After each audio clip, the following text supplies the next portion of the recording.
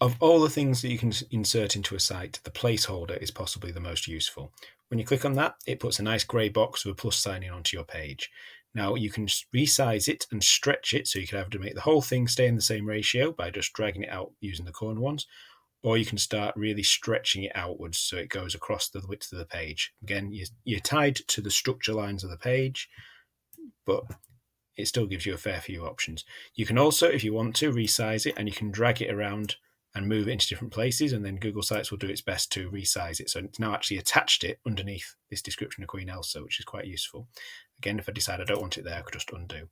Now, the reason a placeholder is a lot more useful than a lot of the other options is that when you click on that plus sign, you can decide what you want to do with it. You can upload a file, you can select an image from your computer or from your drive, you can put a YouTube video, you can insert a calendar or a map. You've got all the different options.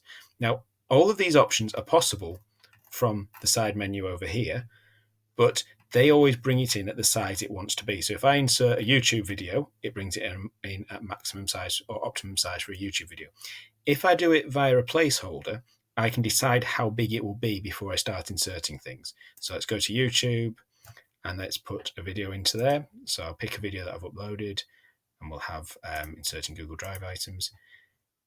It keeps the video at that size, whereas if I go into insert YouTube, it gives me an optimum size for YouTube. So it gives me a little bit more control by using placeholders. They're quite good for keeping space empty for things as well, or leaving options open. Again, you probably noticed the placeholders are what are used in the layout. So when I click the layout options, it is a placeholder and text boxes. So again, it comes back to that thing. Do you do a layout or do you do insert a placeholder of your own? What you can do that generally is quite efficient is I like to use it where I think that this 2 layout here is quite a nice size for a YouTube video. So this is what I do on my site. I just get rid of the bits that I don't want.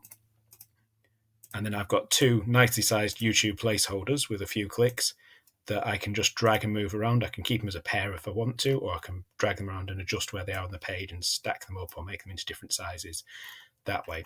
So placeholders are very useful, but how you get them, you can get them via the placeholder or you can get them from a layout and pinch them from there and readjust. Totally up to you, but the placeholders are probably more useful and more flexible when you're building your pages.